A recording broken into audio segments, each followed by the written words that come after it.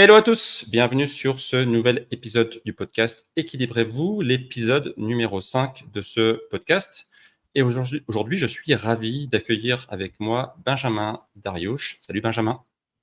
Bonjour Wilfried, bonjour à tous. Donc on va te présenter d'ici quelques minutes, mais j'ai choisi d'inviter Benjamin parce que déjà j'aime beaucoup ce qu'il fait sur YouTube. On a pas mal de points communs sur notre façon de communiquer sur la santé, sur la science.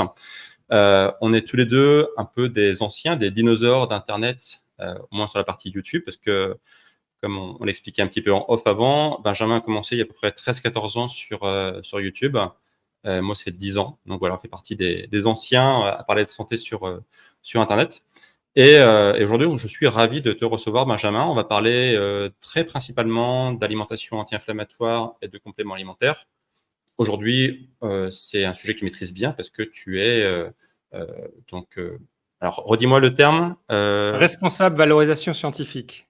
Voilà, responsable de validation scientifique chez un fabricant de compléments alimentaires. On peut le dire, hein, c'est Nutri&Co que je recommande très souvent de mon côté. Donc, c'est une vidéo qui n'est pas sponsorisée, soyez en passant. Et voilà, donc on va démarrer tranquillement. Benjamin, pour les personnes qui ne te connaissent pas, est-ce que tu peux te présenter? Oui, donc comme tu le disais, moi après une première carrière qui n'avait aucun rapport dans le conseil auprès de grandes entreprises, notamment dans la grande distribution et un peu dans l'agroalimentaire, j'ai switché en tant qu'indépendant dans la vulgarisation scientifique sur la nutrition et puis aussi de la cuisine sur le web parce que ça me passionnait et je trouvais qu'à l'époque encore plus, il y avait un gros manque à ce niveau-là. Et donc pendant des années, voilà, j'ai été créateur de contenu comme toi avant que ce soit à la mode. Et avec les années, j'ai vraiment de plus en plus développé cette expertise de vulgarisation scientifique, de synthèse des études, qui fait qu'avec le temps, j'ai été approché par d'autres entreprises, d'autres marques qui me demandaient du contenu voilà, vraiment très poussé côté vulgarisation, notamment de plus en plus des marques de compléments alimentaires. Et c'est comme ça que, il y a 2 ans, j'ai rencontré Nutri&Co et chez qui finalement je fais toujours en grande partie ce travail de vulgarisation en m'occupant de participer à la fois au développement des nouveaux produits et de rédiger tous les contenus qui tournent autour de nos produits, notamment les pages des produits sur lesquels on résume toute la littérature scientifique à chaque fois des ingrédients, parce qu'on a vraiment, et c'est pour ça que j'avais choisi et accepté de rejoindre Nutri&Co, c'est parce que j'y avais retrouvé cette vraie volonté d'éducation que d'autres marques n'ont pas, d'éducation du grand public à la santé, à la science de la nutrition, des compléments alimentaires, etc. Ok. Et ce que j'aime bien dans ce que tu fais, donc aussi bien sur YouTube que chez Nutri&Co, c'est que tout ce que tu dis, en fait, c'est prouvé scientifiquement, ça ne sort pas du chapeau. Tu as cette volonté de toujours éplucher les études pour Oui, oui, prouver en fait voilà, enfin, dans mes propres contenus sur YouTube, j'ai toujours mis toutes les références de toutes les études sur lesquelles je me base que tout le monde ne fait pas. Voilà, j'essaye parce que c'est comme on en parlera peut-être après. Le but, c'est pas qui parle, c'est surtout de montrer sur quoi, sur quels arguments on se base et quelles sont les preuves sur lesquelles on se base dans ce qu'on raconte, quoi. Ok.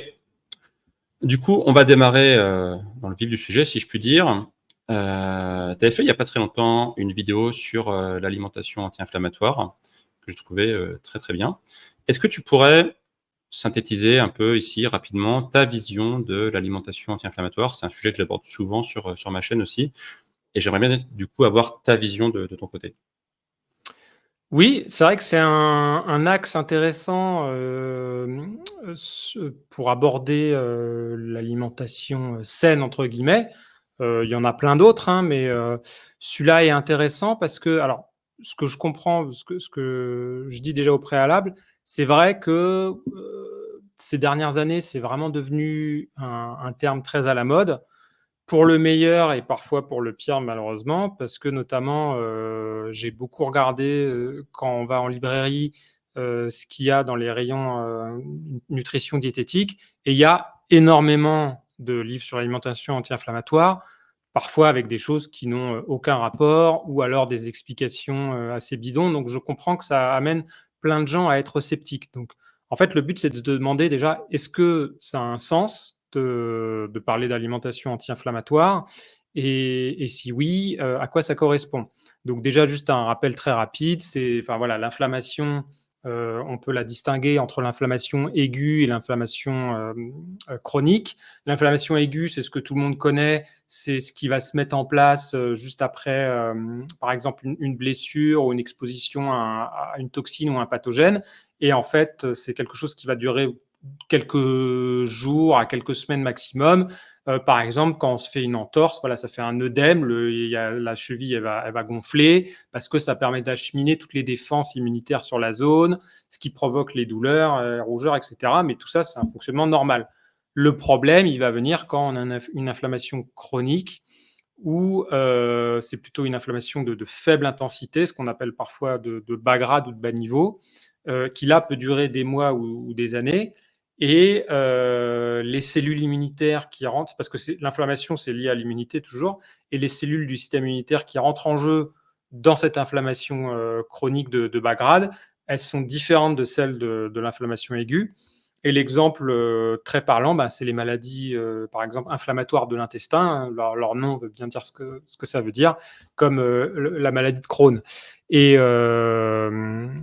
il y a plein de facteurs qui vont jouer sur cette inflammation chronique.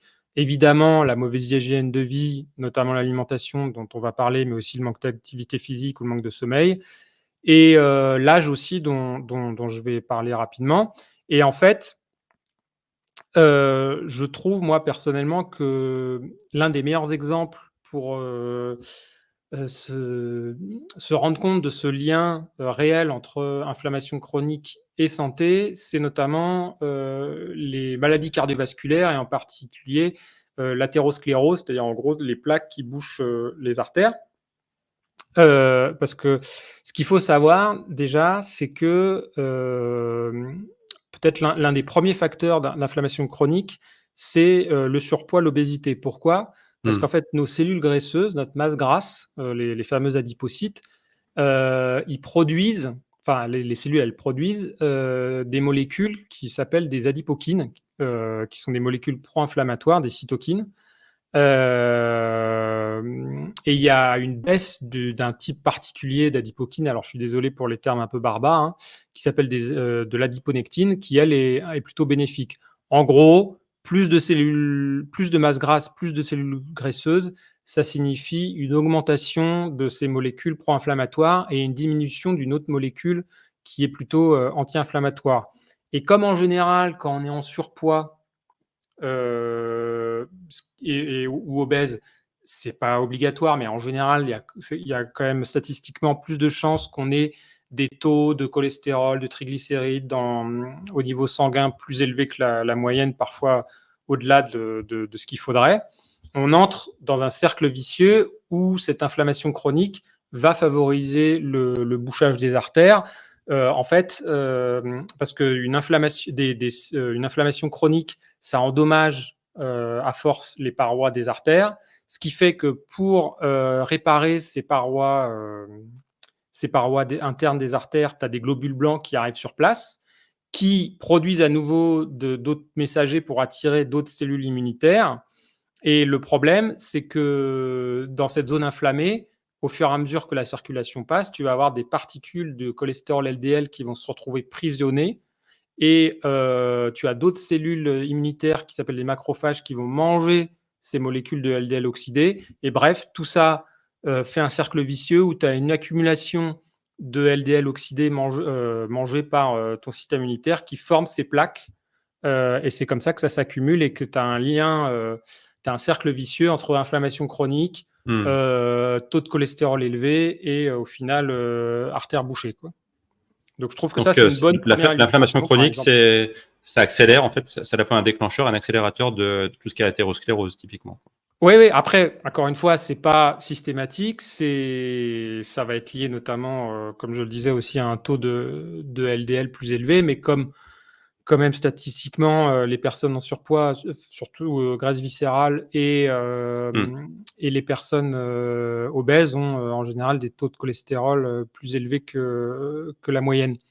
On peut citer, encore une fois, pour que les gens comprennent quel lien il peut y avoir entre inflammation et santé au niveau de la science, hein, pas donc au niveau de choses inventées.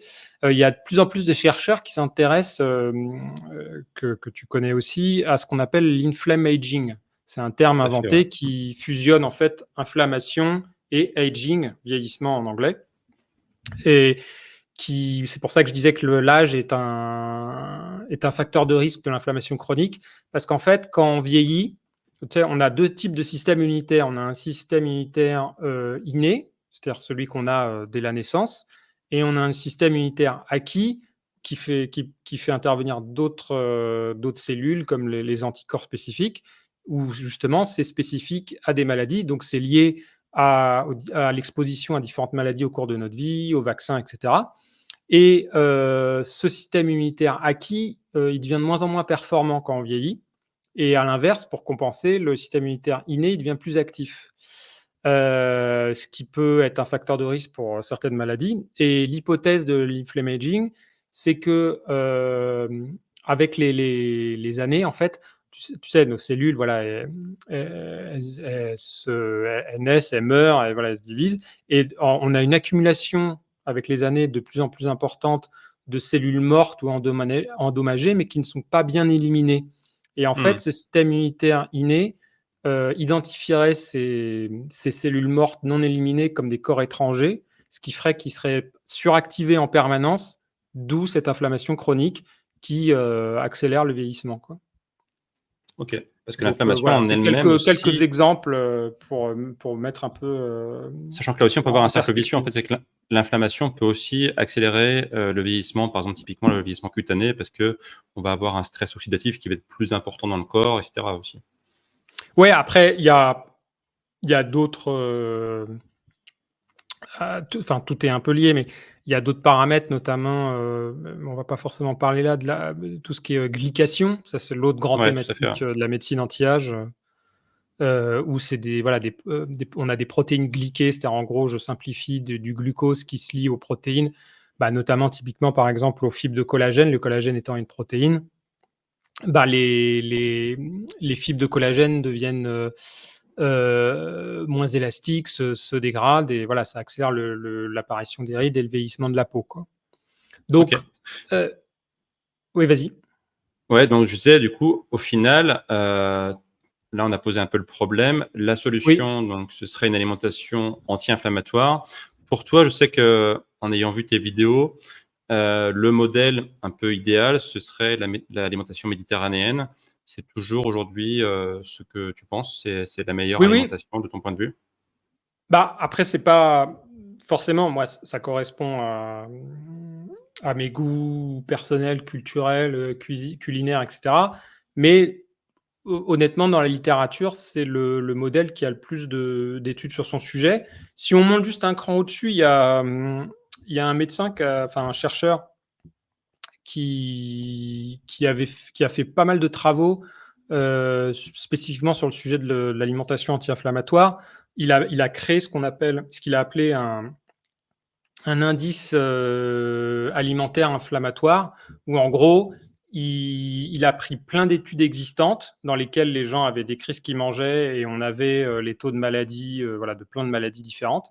Et il a donné un score plus ou moins inflammatoire à ces modèles alimentaires. Donc, encore une fois, il a évalué les modèles entiers. Ce n'est pas des scores comme l'indice glycémique sur chaque aliment, quoi. D'accord. C'est sur le modèle entier. Et ce qu'il a vu, c'est que. Alors, déjà, il a considéré qu'en gros, ce qui était pénalisant au niveau de son score, c'était tout ce qui était consommation trop élevée de calories. Voilà, on mangeait au-delà de ses besoins. Trop élevé de céréales raffinées, de sucre, de graisse saturée dans une certaine mesure, de viande rouge mais en grande quantité, encore une fois. Et les facteurs positifs, c'était tout ce qui était apport en oméga 3, en fibres, bien sûr, et en tout ce qui est micronutriments, vitamine C, vitamine E, magnésium, bêta-carotène. Et ce qu'il a vu, là, c'est intéressant, juste pour finir sur le côté la santé, c'est statistiquement un lien fort entre, avec son score, une alimentation qui était plutôt pro-inflammatoire et un risque plus élevé de maladies cardiovasculaires, de cancer colorectal, d'inflammation chronique des voies respiratoires, voilà, pas mal Intéressant. Tu te de souviens du nom conséquences quand même sur la du santé. chercheur? Tu te souviens? Non? Il suffit de rechercher dietary inflammatory. Attends, je peux te le. Non, c'était juste au cas où, parce que Ouais, ouais. ce serait intéressant du coup de faire une petite étude approfondie de ce qu'il raconte, mais ouais. Je sais plus si Bon, c'est. c'est pas grave, Ouais, je sais t'embête plus. pas. Au pire, on Ouais. mettra les références sous la vidéo si on Oui, retrouve. oui. Et Ok, donc, oui, donc pourquoi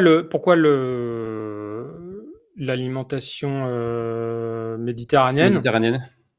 Euh, Parce que déjà, elle va regrouper, quand on prend toutes les études qui ont été faites sur différents paramètres indépendants comme l'intérêt des polyphénols, des fruits et légumes, voilà, l'intérêt des fruits et légumes, de certains composés des céréales complètes, des différents types de matières grasses, tout ça, des oméga 3, c'est beaucoup de caractéristiques qui se retrouvent dans l'alimentation méditerranéenne, d'une part.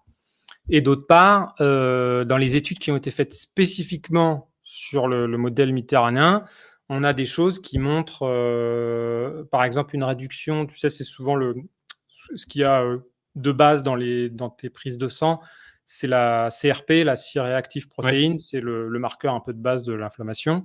ouais. On a vu une diminution importante de la CRP avec une alimentation méditerranéenne, ou aussi, je parlais des effets sur l'athérosclérose, là, et l'effet de l'inflammation chronique sur la paroi interne des vaisseaux sanguins. C'est pareil, il y a plusieurs études qui ont montré que le régime méditerranéen, il améliorait fortement la santé de cette couche interne des vaisseaux sanguins, et donc sur la santé cardiovasculaire, quoi. Donc voilà, il y a pas mal de faisceaux qui montrent quand même que le modèle méditerranéen est un modèle anti-inflammatoire très, Ok, très intéressant. ok. Et donc, Moi, voilà, après l'alimentation. Oui, vas-y. j'aime bien le modèle méditerranéen. Juste ce qui me gêne un petit peu aujourd'hui dans le modèle méditerranéen, c'est que il y a une part assez importante de céréales, je trouve. Et étant moi-même quelqu'un qui fait attention au gluten et que je conseille aux gens de faire attention au gluten, de pas trop en consommer, j'ai peur en fait que les gens qui se disent le modèle méditerranéen c'est génial, c'est anti-inflammatoire, c'est du pain matin, midi et soir, même s'il est complet. Je reste persuadé que le gluten est quand même une molécule pro-inflammatoire. Alors, j'ai refait un passage, notamment pour préparer parce que je me doutais que tu me poserais la question. J'ai refait un petit passage rapide sur les bases de données des études, sur le gluten et les produits laitiers. Et voilà, le gluten, en fait, il n'y a rien de tangible, en tout cas sur le côté inflammatoire. Et c'est vrai que dans l'alimentation méditerranéenne traditionnelle, il y a les produits céréaliers ont toute leur place, sans avoir l'impression que ça pose particulièrement problème. Alors, est-ce que c'est grâce à ça ou malgré ça? Ça peut toujours être la question. Mhm. Je dis pas que tout est forcément parfait. Moi, personnellement, j'en fais pas un problème spécifique. C'est-à-dire qu'il y a des gens qui, je pense que, bon, je mets de côté la vraie intolérance, évidemment, Oui, bien sûr, là je parle pas des cœliaques, hein, la vie clairement. cœliaque, ouais. Tu as la sensibilité, mais la sensibilité, comme on le pense aujourd'hui, ça peut être beaucoup de choses différentes, notamment, par exemple, un simple problème de digestion de tout ce qui est FODMAPs, dont le blé, le blé en contient aussi. Mhm. Ça peut être aussi éventuellement une intolérance à d'autres molécules contenues dans le blé, mais c'est vrai que ça reste un sujet qui fait débat et complexe. Donc Ok. après, encore une fois, moi, pourquoi je conseille le régime méditerranéen aussi, c'est que je trouve que là, si je sors du modèle anti-inflammatoire, c'est que un régime alimentaire qui peut être quand même facilement adaptable à différents profils, par exemple, plus ou moins végétarien, plus ou moins riche en glucides aussi, hein, parce que déjà, il n'y a pas que le blé comme céréale dans le régime méditerranéen. Tu as plein d'autres céréales. Il y a même le riz. Enfin, même si le riz, c'est originaire d'Asie à la base, ça fait très longtemps que ça fait partie. Il y a plein de recettes traditionnelles à base de riz Mhm. en Italie, en Grèce, etc. Il y a plein d'autres céréales. Il y a les légumineuses quand même qu'il ne faut pas oublier, qui ont une grande place traditionnelle dans le régime méditerranéen. Tout le monde connaît, donc plutôt en Méditerranée orientale, tout ce qui est à base de pois chiches, houmous, etc. Bon, moi, c'est un peu ma légumineuse préférée, le pois chiche, parce que je trouve qu'on peut faire tellement de choses avec. Voilà, et les légumineuses qui sont aussi une source de glucides. Donc, j'en ferai pas l'alpha et l'oméga de toute façon, le blé dans le Mhm. régime méditerranéen. Il ne faut pas oublier que ça reste quand même avant tout, après, c'est des principes, quoi. C'est pas des C'est règles un modèle. absolues. Un C'est un modèle. modèle, voilà, c'est des assiettes très Mhm. colorées, pleines de fruits et légumes de saison frais, pleines d'herbes, d'épices. Peut-être le critère particulier, c'est l'huile d'olive comme matière grasse, enfin, principale, très majoritaire pour assaisonnement et cuisson. Enfin, même si tu veux, par exemple, une île connue en Grèce qui s'appelle Ikaria, où il y a un taux de centenaire très élevé,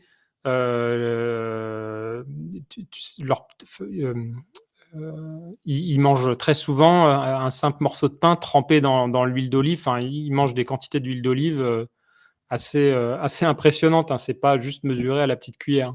Ouais, ouais. Sachant que l'huile d'olive, en Euh, plus, c'est hautement anti-inflammatoire avec tous les polyphénols oui, que ça oui. contient. Ça, pour le coup, l'huile d'olive, en plus, il y a vraiment, je revoyais hier passer encore un nouveau Ouais, papier. il y a des tonnes d'études sur le sujet. Ouais, il y a des tonnes d'études. Et voilà, tous les petits poissons gras, bien Bien sûr, sûr. sardines, anchois, etc., les Et oléagineux, peut-être que etc. aussi le côté méditerranéen aussi, au-delà de l'alimentation, il y a peut-être aussi le cadre de vie, le côté un peu chill, tu vois, le côté soleil, le côté genre pas de stress, qui peut aussi avoir son importance parce que le stress chronique, typiquement, on sait bien que c'est aussi pro-inflammatoire. Donc, sans dire que tous les gens qui habitent en Méditerranée sont des gens pas stressés, mais globalement, on se rend compte qu'il y a un certain cadre de vie à la méditerranéenne, quoi, qui est pas anodin aussi, Oui, quoi. c'est toujours un tout. Hein. Dans ce qu'on appelle les fameuses zones bleues, là, qui est un terme. Oui.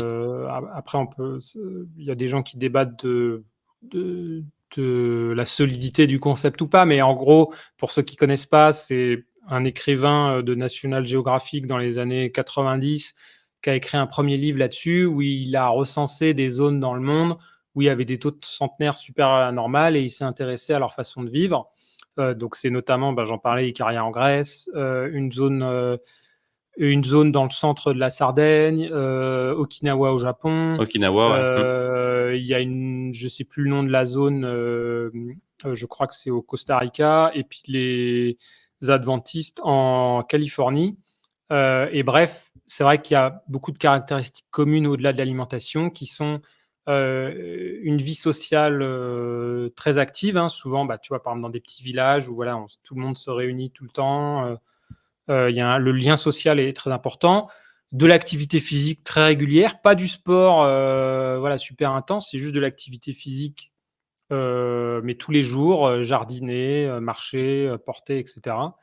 Le sommeil, évidemment, pas de stress chronique, etc. Quoi. Tout ça, ça compte évidemment. Ok.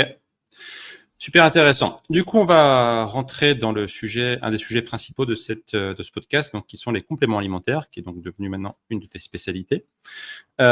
Question en introduction toute bête, mais beaucoup de gens se disent, moi je mange bien, typiquement, je peux avoir une alimentation type méditerranéenne, et je vois beaucoup de pubs autour de moi, je vois beaucoup de marques de compléments alimentaires. Au final, pourquoi prendre des compléments alimentaires si déjà je mange bien?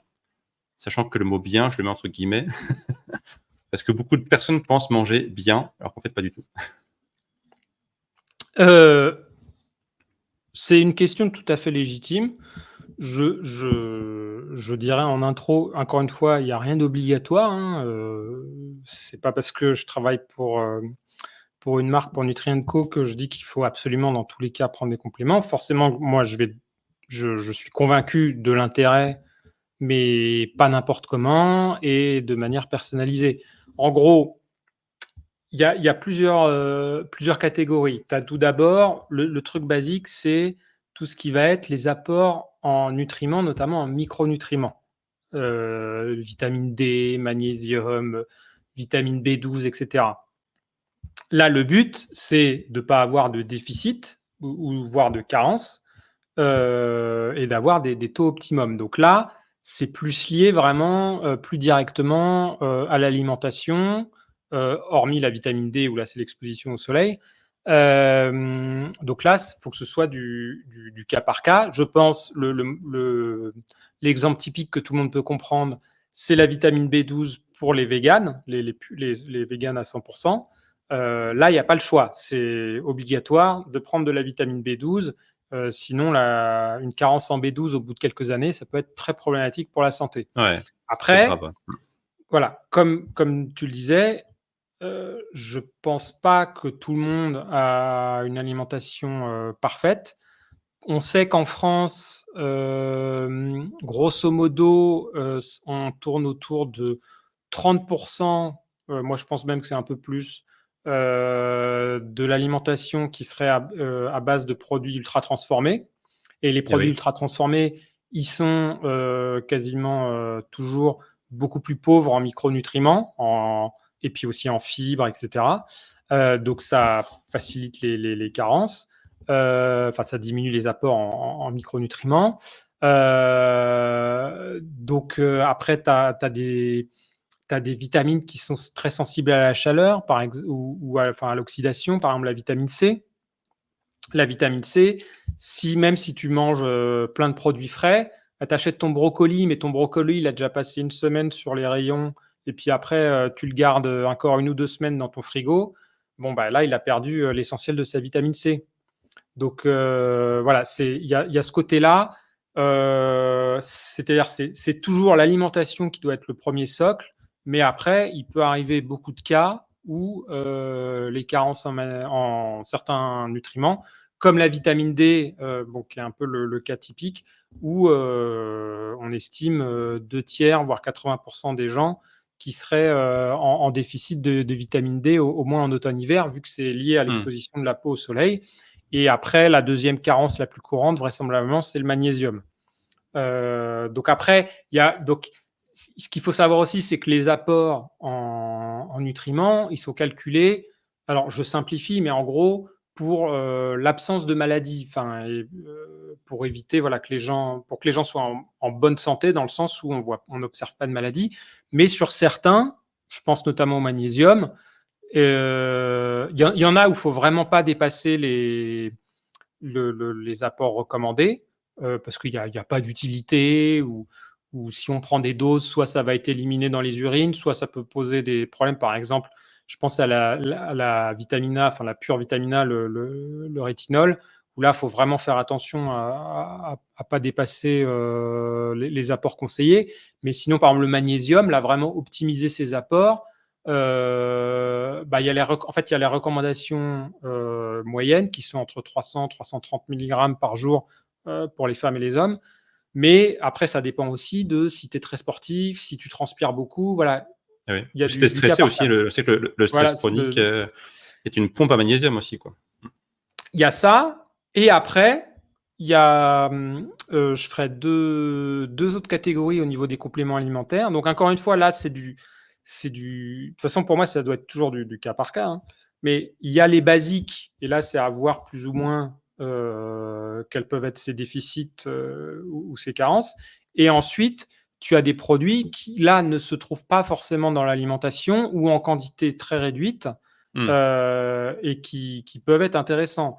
Donc, d'abord, il y a le côté, je vais prendre l'exemple des sportifs, j'en touche juste 2 mots, mais on comprend bien que, par exemple, les protéines en poudre, comme la whey ou des protéines végétales, c'est pas un ingrédient magique, ça permet juste de compléter ses apports en protéines pour avoir son total dans la journée. Mais parfois, c'est pas évident quand ses besoins sont assez élevés, quand on est très sportif, d'en avoir assez ou d'avoir au milieu de la journée, genre au milieu de l'après-midi, on ne va pas manger son blanc de poulet ou son bol de lentilles. Donc, ça peut être intéressant d'avoir ces protéines en poudre. Il y a d'autres molécules spécifiques qui peuvent améliorer la performance, qui ne se trouvent pas dans l'alimentation. Donc, il y a ça. Et après, il y a tout ce qui est, je vais prendre un autre exemple qui est, par exemple, les plantes adaptogènes. C'est ashwagandha, rhodiola, ginseng, etc. C'est des plantes qui ont des études qui montrent leur intérêt pour certaines situations spécifiques, le stress, le sommeil, etc., l'énergie. Forcément, c'est des plantes qui sont pas dans l'alimentation. Mais là, ça va être selon les besoins spécifiques de chacun, encore une fois. Où là, c'est pas. Il n'y a rien d'obligé. Par exemple, j'en sais rien, moi, tu es stressé et ça te provoque des insomnies. Tu as du mal à t'endormir le soir parce que voilà, tu es quelqu'un de particulièrement stressé et d'anxieux. Il n'y a rien d'obligatoire à prendre quelque chose dans l'absolu, mais tu as envie d'un meilleur confort de vie. Tu as envie d'avoir des choses qui t'aident à t'endormir. Alors, il y a d'autres choses en dehors des compléments qui peuvent être faites autour de méthodes de relaxation, etc. Mais il y a aussi des actifs Ça peut être une issus de aide comme une plantes, autre, comme quoi. De prendre, par exemple, de la comme le mélatonine safran. La mélatonine, ponctuellement. évidemment, qu'est-ce qu'il y a de plus efficace. Donc, encore une fois, je défends, moi, l'idée que, si tu veux, je vois parfois des gens qui prennent les compléments comme un sujet qui est un tout et qui disent soit tout est bien, soit tout est à jeter. Non. Après, il y a des choses très intéressantes, mais ensuite, il faut rentrer, il faut s'y connaître un peu, enfin, où il faut se renseigner, où il faut bien se faire conseiller. D'ailleurs, parenthèse, il y a, et ce qui est une bonne chose, de plus en plus de professionnels de santé qui se forment, et d'ailleurs, toutes les marques le font, hein, mais et dont nous aussi, on fait régulièrement des séminaires pour des professionnels de santé, donc des médecins, des diététiciens, etc., voilà, qui se forment au complément justement pour avoir ça dans leur. Le but, c'est pas de remplacer les Ouais. médicaments, Dans pas du leur tout, hein, spectre mais de c'est compétences. d'avoir dans leur spectre de solutions à proposer à leurs patients, quoi. Ok, super intéressant. On va détailler justement un peu plus tard certains des compléments que tu as cités. Juste avant d'aller dans le détail, est-ce que, pour accrocher au sujet de l'alimentation anti-inflammatoire, tu verrais, on va dire, allez, ton top 3 ou top 5 des compléments justement qui seraient de base intéressants pour aider à réduire l'inflammation chronique? Bah, encore une fois, alors déjà, en fait, je prends je prends beaucoup de pincettes parce que j'ai forcément dans mon job, quotidien, c'est un sujet sur lequel on fait très attention de pas faire de. Déjà, tu as des De mots que tu médecine? pas le droit Oui. d'utiliser, justement pour bien faire cette distinction entre médicaments et compléments, et tu as des allégations de santé qui sont autorisées, en fait. C'est-à-dire que, juste pour que les gens comprennent, en tout cas sur les boîtes, les piluliers, et sur les étiquettes, il y a des choses qui sont réglementées dans ce que tu as le droit de marquer par rapport aux ingrédients. Par exemple, tu n'as pas le droit de marquer la vitamine C booste ton système immunitaire. Ça, c'est interdit. Hmm. Ce qui est autorisé, c'est de dire la vitamine C contribue au fonctionnement normal du système immunitaire. Ouais. Ou, bien sûr, il n'y a aucun ingrédient dans les compléments qui n'a le droit de dire, je sais pas, guérit le cancer. Si tu mets ça, Voilà. je peux te dire que tu as la répression des fraudes qui te tombe tout de suite dessus et tu vas te Oui. prendre une sacrée amende, quoi.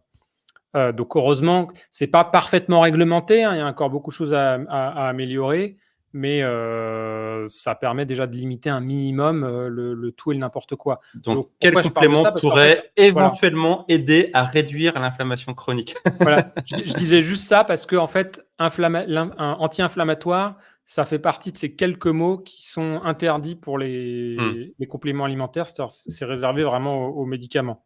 Ouais. Tout le monde connaît quand tu as une grosse douleur, les gens ont déjà pris des anti-inflammatoires non stéroïdiens. Voilà, c'est vraiment réservé aux médicaments. Mais il y a quelques molécules qui peuvent avoir une action sur des mécanismes anti-inflammatoires. Je pense surtout à deux, d'un point de vue plus général. Les oméga 3, notamment, il y a eu des études qui mesuraient justement les marqueurs inflammatoires comme la CRP au début et à la fin d'une prise d'oméga 3 et qui ont montré effectivement des effets bénéfiques.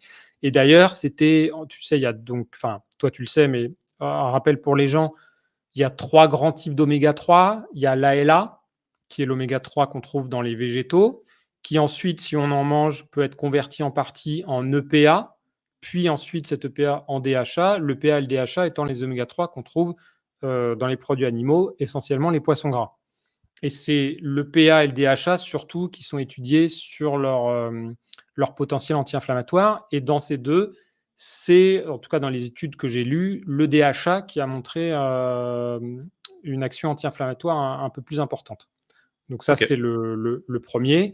Et après, évidemment, mais on peut, si tu le souhaites, revenir plus en détail sur le On sujet parlera des après, oméga c'est le 3 après. curcuma. Ouais, Ouais, là, on il va y en a le parler. curcuma aussi. On va en parler après le Voilà, le curcuma. Ouais. curcuma, tout le monde y pense. Donc, en 2 mots, tout le monde pense que dans l'imaginaire populaire, collectif, c'est anti-inflammatoire. Oui et non, ça dépend en fait de la forme. C'est-à-dire que si c'est juste en épices, comme ça, en poudre, où ça va être très mal absorbé, ça n'a pas vraiment d'action anti-inflammatoire, hors locale au niveau de l'intestin. Il faut que ce soit sous une forme spécifique pour être bien absorbé.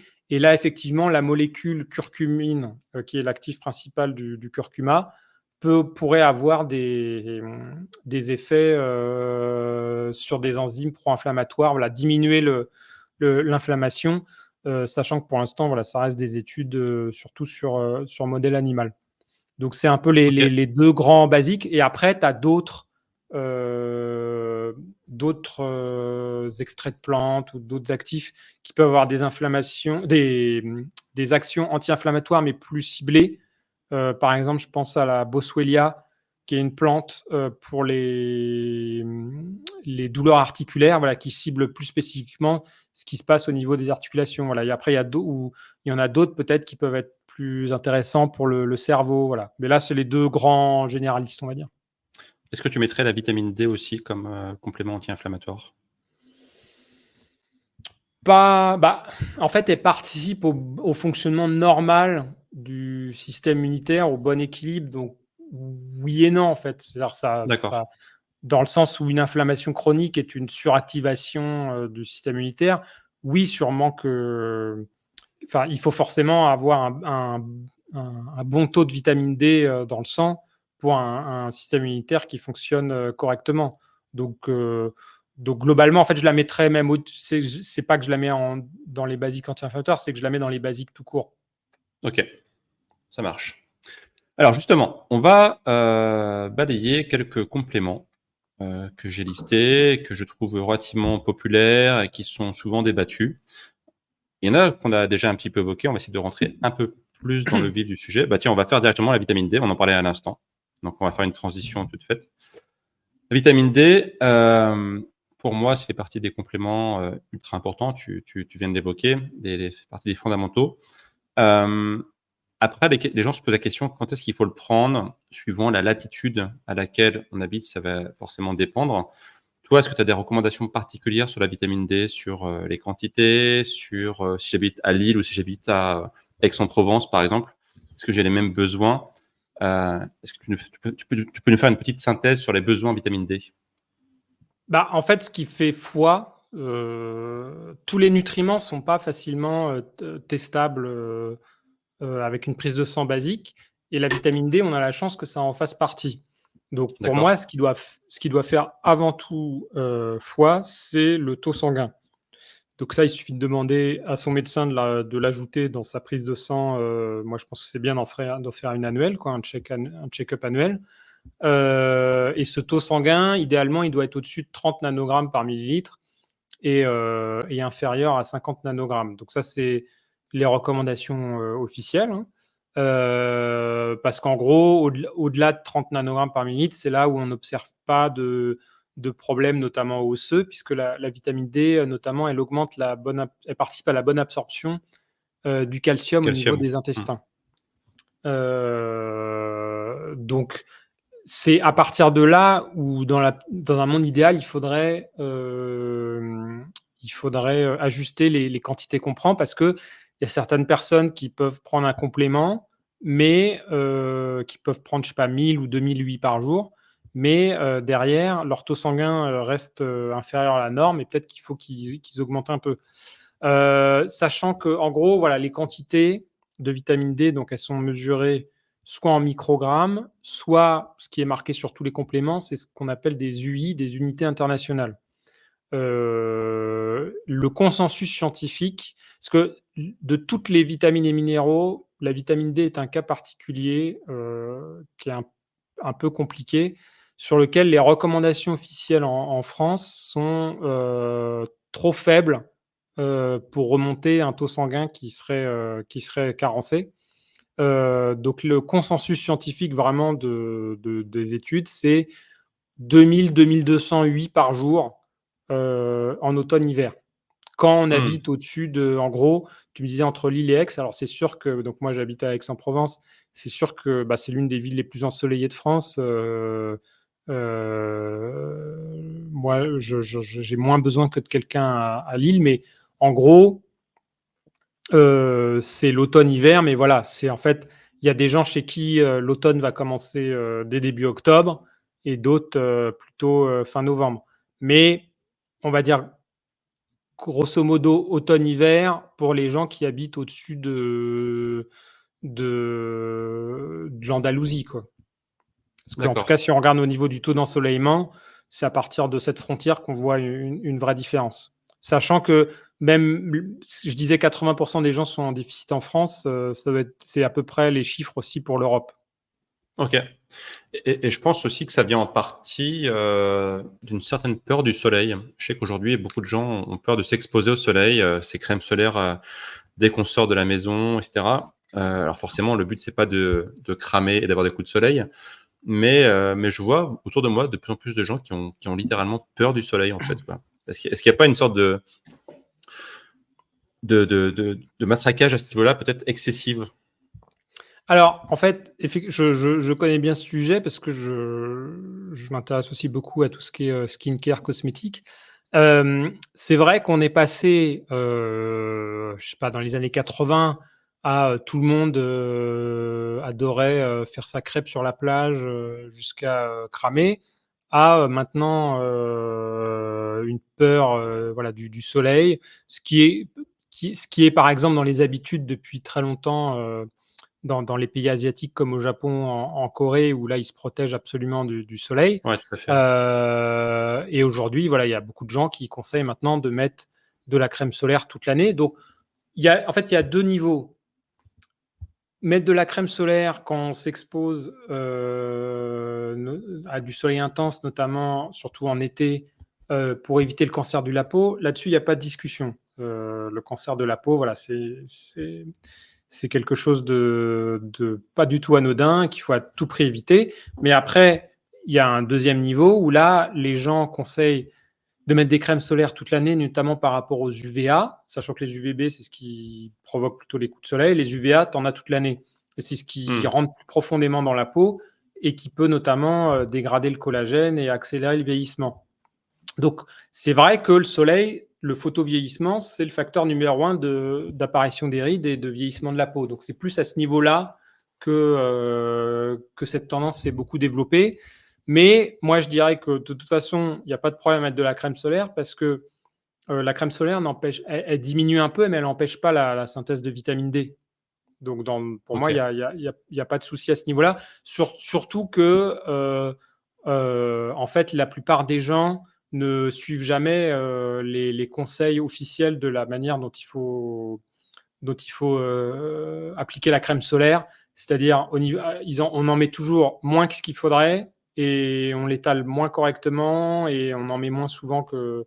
Rares sont les personnes qui mettent, par exemple, pour le visage, normalement, c'est 2 doigts. C'est-à-dire, si tu étales ton tube de crème solaire, il faudrait que ça fasse tous tes 2 doigts, ce qui fait beaucoup. Hein. Juste pour le visage, et si tu es dehors Ok. toute la journée, toutes les 2 heures. Je pense pas qu'il y ait grand monde qui fasse ça. Quoi. Donc, voilà, pas d'inquiétude pour moi au niveau de la production de vitamine D avec la crème solaire. Quoi. Mais par Il contre, faudra en mettre. il faut s'exposer intelligemment. Faut pas non plus à tout prix aller tout nu dehors pendant 1 heure en plein été, en se disant je vais produire toute ma vitamine D. Voilà. En été, si on a la peau blanche, en 15-20 minutes, on a son taux de vitamine D de la journée. Ok, super intéressant. Donc, vitamine D, ça peut être intéressant effectivement d'en prendre suivant les cas. Il y a pas mal de paramètres à prendre en compte. Parlons un peu du magnésium. On en a parlé tout à l'heure. Tu m'as dit que c'était parmi les carences les plus courantes qu'on peut trouver Oui. en France et en Occident, je pense. Pourquoi c'est si important du coup d'avoir un bon niveau de magnésium et comment du coup le combler si on a un souci avec? En fait, le magnésium, on ne peut pas spécifiquement cibler un bénéfice parce qu'en fait, il y en a plein dans le sens où il intervient dans énormément de réactions enzymatiques dans le corps, plus de 300, notamment pour la production d'ATP, qui est la molécule de l'énergie. Ça joue un rôle d'électrolyte. La majorité du magnésium aussi, on le trouve dans les os, parce qu'il n'y a pas que du calcium dans les os, dans notre squelette. Donc il sert à fixer le calcium dans les os. Il sert à la production, donc je le disais, d'énergie, à la contraction musculaire, même au bon fonctionnement du système immunitaire. Il joue un rôle de calmer l'excitation des neurones quand on est stressé. Il peut jouer des rôles spécifiques dans le cerveau, notamment au niveau de... On a plein d'études, on a des études qui montrent même une diminution parfois de la migraine, de la pression artérielle, ça peut diminuer l'hypertension. On parlait de la vitamine D. Le magnésium participe au bon métabolisme de la vitamine D et inversement, la vitamine D aussi au fonctionnement au métabolisme du magnésium. Donc les deux sont très liés. Par exemple, je me rappelle d'une étude qui avait pris des gens qui étaient un peu carencés en vitamine D et qui avaient pris ou pas du magnésium. Et ceux qui avaient pris du magnésium avaient vu leur taux de vitamine D augmenter un peu plus parce que ça améliorait le métabolisme de la vitamine D. Donc je parlais de ça. Ça participe aux performances sportives, pas dans le sens où ça va booster les performances, mais dans le sens où une carence en magnésium peut être un facteur limitant des contractions musculaires, donc des performances. Donc voilà, c'est vraiment, ça intervient beaucoup. Alors pourquoi Comment peut on peut en expliquer manquer? que ce soit enfin, que ce soit une carence si courante? La vitamine D, on peut comprendre. À la rigueur, voilà, je m'expose pas assez au soleil. L'hiver, il y a quasiment pas de soleil. On peut comprendre. Le magnésium, on a un peu plus de mal à comprendre, alors qu'on en trouve régulièrement. Si je mange 1 ou 2 bananes par jour, j'aurai une bonne dose de magnésium. Comment ça se fait que autant de gens en Bah, manquent? on peut justement donc se demander en regardant quels sont les aliments les plus riches en magnésium. Donc c'est les légumes verts. Je pense qu'il y a beaucoup de gens qui mangent pas. On n'imagine pas à quel point il y a une proportion de la population importante qui mange vraiment très très très très peu de légumes. On en trouve dans les oléagineux comme les amandes. C'est très consommé dès que les gens cherchent à bien manger, mais sinon c'est pas quelque chose C'est de pas très très standard, quoi. consommé. Ouais. Les céréales complètes, les légumineuses qui ont vu leur consommation chuter depuis 60 ans.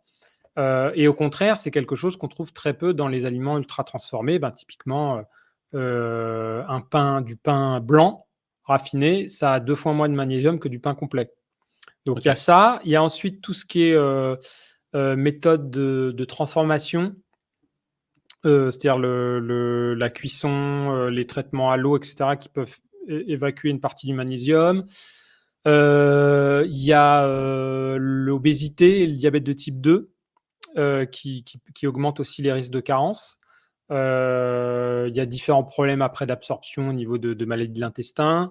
On parlait du stress tout à Euh, l'heure aussi, le il stress y a le chronique. stress, il y a les personnes âgées qui sont très souvent en carence, mais ça c'est un problème de dénutrition globale parce que les personnes âgées souvent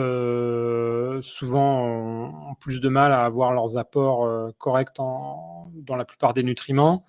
Donc voilà, il y a toutes ces raisons qui font qu'effectivement, une bonne part de la population est en déficit de magnésium. Sachant Ok. que, voilà, il y a encore une fois, le but, c'est toujours d'améliorer son alimentation. Et ensuite, on peut se tourner vers les compléments, éventuellement, pour essayer d'optimiser ses apports. Mais après, c'est juste qu'il faut bien choisir son complément. Quelqu'un qui n'aurait pas fait de prise de sang récemment, mais qui suspecte une carence en magnésium parce que, par exemple, elle est tout le temps fatiguée, choses comme ça. Est-ce que c'est gênant de prendre des compléments de magnésium alors qu'on n'a pas spécialement de carence? Est-ce que le corps va pas, dans ces cas-là, juste éliminer les excès? Alors, l'avantage du magnésium par rapport à d'autres micronutriments, par exemple, comme je disais, la vitamine A ou la vitamine D qu'il faut aussi, dont il ne faut pas dépasser une certaine dose par jour. Le magnésium, il y a une limite de sécurité aussi à pas dépasser, mais elle est assez élevée. Et en général, quand on prend des compléments de magnésium, s'ils sont mal tolérés, la première chose qui va arriver, c'est un effet laxatif, surtout quand D'accord. c'est des mauvaises formes. Donc on va assez vite se rendre compte qu'il vaut mieux arrêter. Et de toute façon, les recommandations qu'on marque à chaque fois dans les quantités recommandées, c'est maximum 100% des apports conseillés. Ok. Donc il n'y a pas de raison de prendre tellement au-delà. Après, le problème du magnésium, effectivement, c'est qu'il se teste assez mal, comme je le disais. Une grande partie du magnésium est dans les os, sinon le reste est dans les tissus, et il y en a un tout petit peu dans le sang. Alors on peut en mesurer dans le plasma, mais bon, ça fait pas. Ça fait au mieux peut-être que ça peut montrer une carence très importante. On peut aussi mesurer ce qu'on appelle le magnésium hétérocytaire, enfin celui au niveau des globules rouges, mais ça reste imparfait. Donc c'est vrai qu'on va plutôt se tourner vers les symptômes. Ok. Et là, c'est éventuellement à voir avec son professionnel de santé. Mais encore une fois, c'est surtout la forme de magnésium qui va aussi amener plus ou moins d'effets secondaires.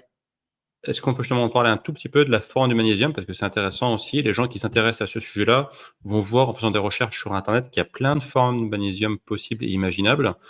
Est-ce que tu peux faire une petite synthèse rapide sur le sujet?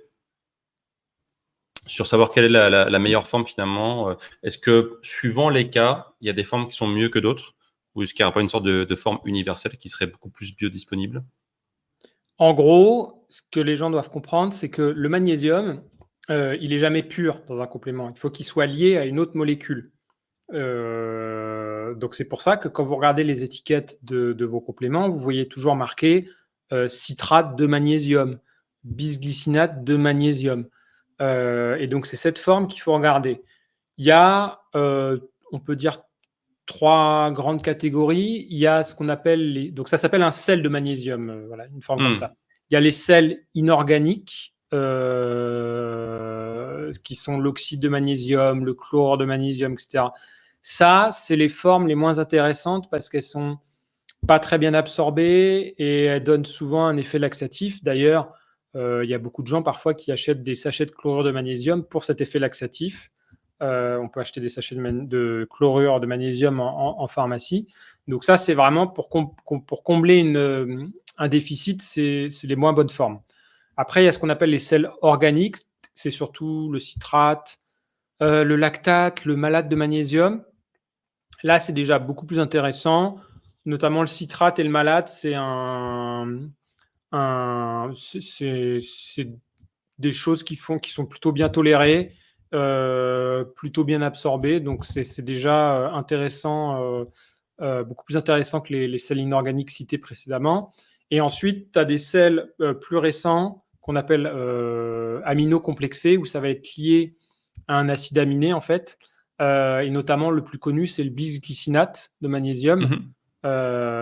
et qui est en général très bien toléré et bien absorbé.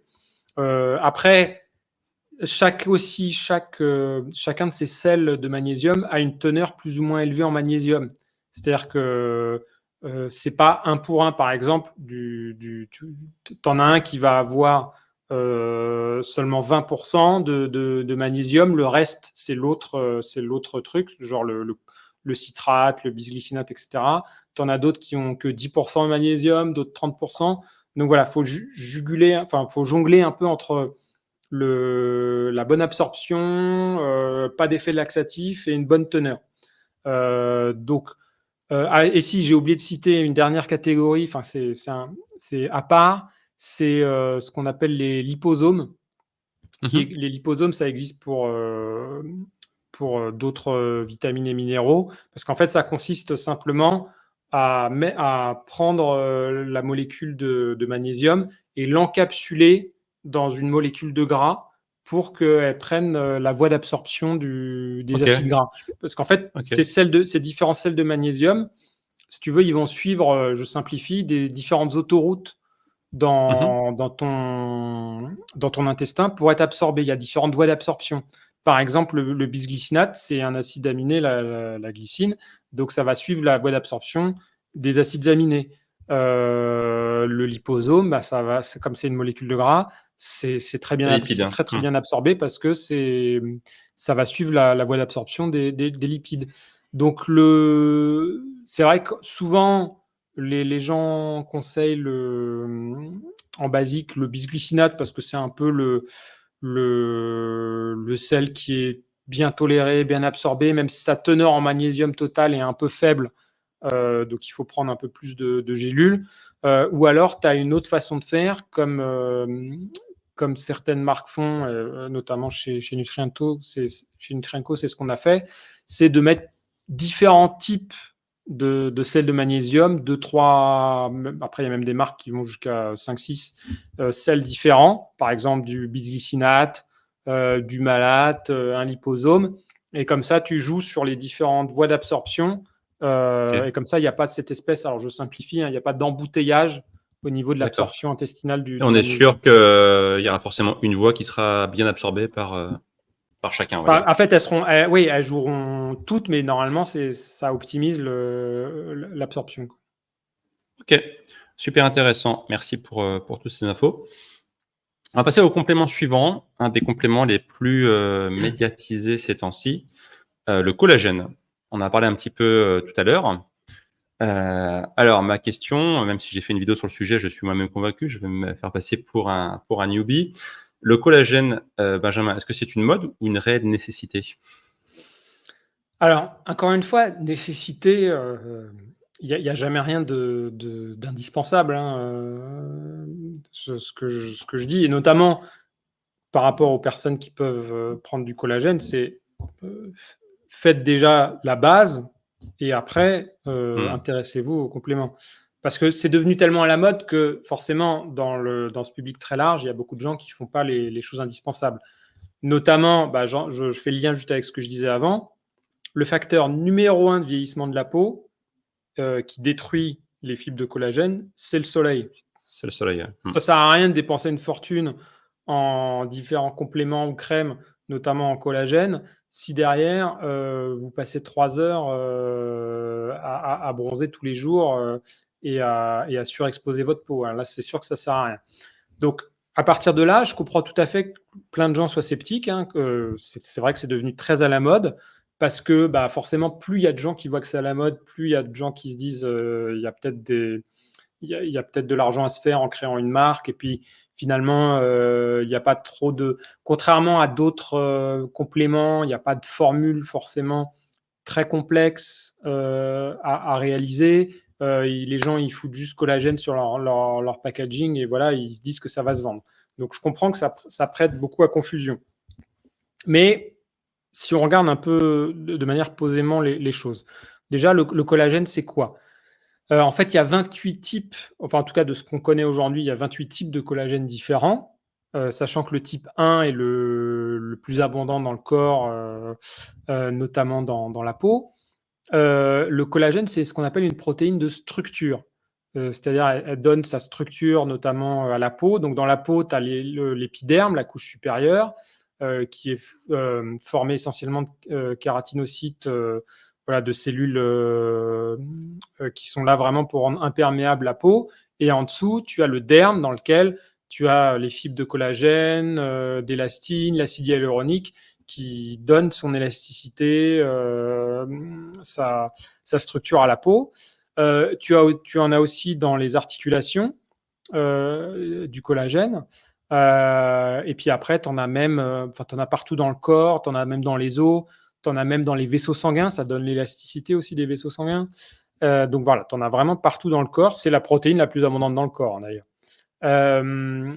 Et la production de collagène, ça aussi c'est factuel, elle diminue avec l'âge, notamment dans la peau. Les fibroblastes, qui sont les cellules qui fabriquent le collagène et l'élastine dans la peau, ça se dégrade notamment à cause du soleil, de la pollution, avec l'âge. Donc on perd l'immense majorité de notre collagène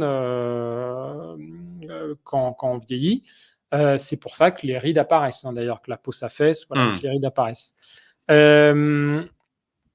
Donc à partir de là, est-ce que déjà l'alimentation... Donc bon, déjà, première règle, c'est évidemment hygiène de vie, j'en parlais, par exemple, faire attention au soleil pour sa peau.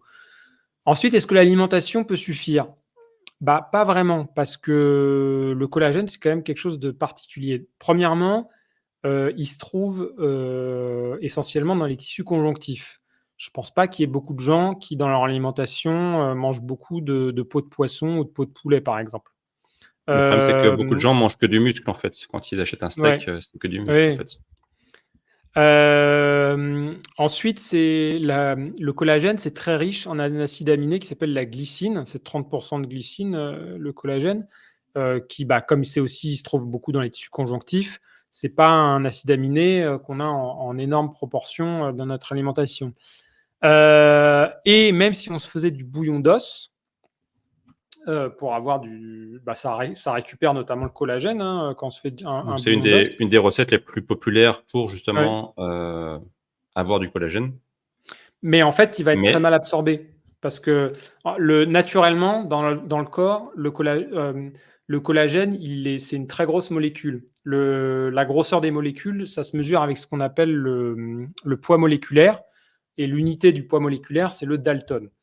Dans le corps, le collagène, il fait 300 000 Dalton en moyenne. d'accord. Donc, c'est vraiment des très grosses molécules. Le problème, c'est qu'au niveau intestinal, 300 000 Dalton, c'est quasiment pas absorbé. D'ailleurs, c'est Ça pareil passe au niveau pas. de la peau. C'est pour ça que les crèmes à base de collagène sont pas intéressantes du tout parce que ce collagène va pas être absorbé au travers de la peau. Il vaut mieux des actifs qui stimulent indirectement la production de collagène. Donc, c'est pour ça que si on veut que ce soit bien absorbé, il faut découper ces protéines de collagène en petits morceaux qu'on appelle des peptides qui, là, vont pouvoir être bien absorbés avec un faible poids moléculaire. Donc, on voit vraiment une bonne absorption à partir de 8000 Dalton, et plus on va descendre, meilleure l'absorption sera. Et ce qu'on se rend compte, donc encore une fois, c'est vrai que la science sur le sujet reste assez jeune, mais il y a deux niveaux. C'est d'une part, il y a des études qui donnent du collagène. Donc ce collagène prédécoupé, c'est ce qu'on appelle du collagène hydrolysé aussi. L'hydrolysation, c'est le fait de prédécouper ces protéines de collagène. Et ce qu'on observe bien, c'est que il y a deux grands sujets sur lesquels on voit des effets positifs. C'est d'une part la peau, donc tout ce qui est élasticité de la peau, donc une amélioration de l'apparence des rides, etc. Encore une fois, ça ne va pas vous faire rajeunir de 20 ans.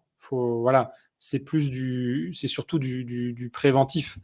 Et d'autre part, sur les articulations, où là même, je dirais que les données sont un peu plus solides, sur tout ce qui est confort articulaire, douleur articulaire, parce que c'est pareil, la perte de collagène, c'est souvent ce qu'on observe en partie dans certaines maladies des articulations, et c'est ce qu'on perd aussi dans le temps, comme je le disais.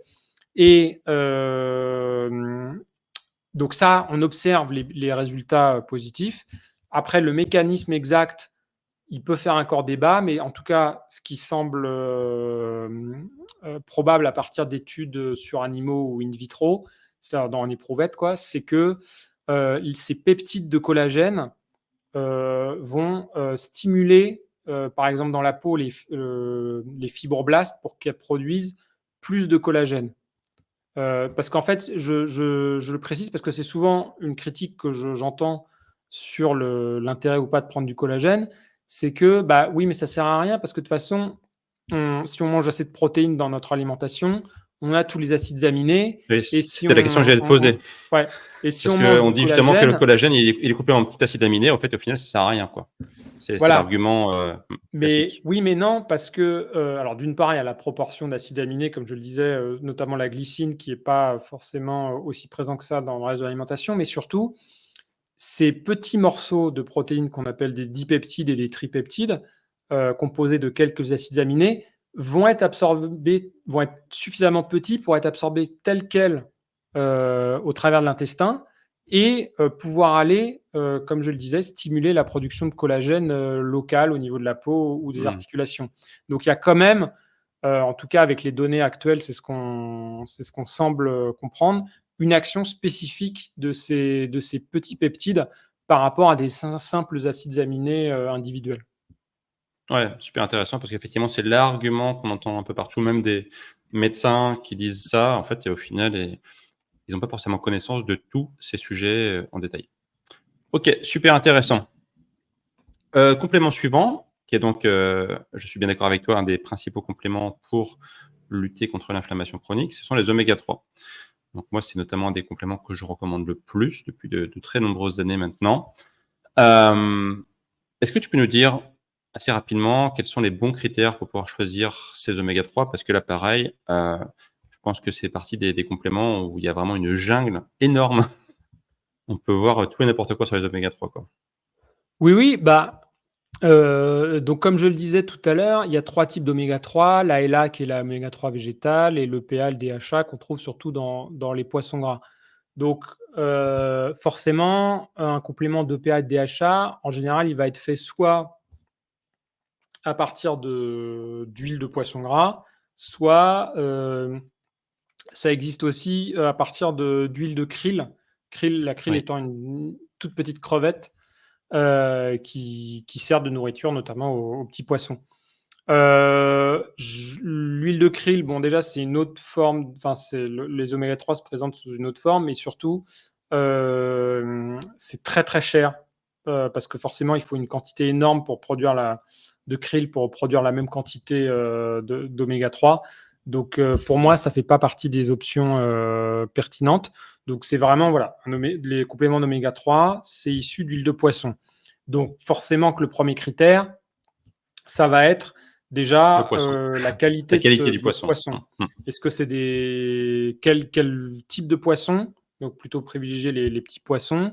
Est-ce que c'est de la pêche, sauvage? Et est-ce que c'est de la pêche durable, hein, éventuellement, si c'est important et moi je considère que c'est un critère important. Hem, donc il y a ça et ensuite il y a tout ce qui va être le processus de transformation.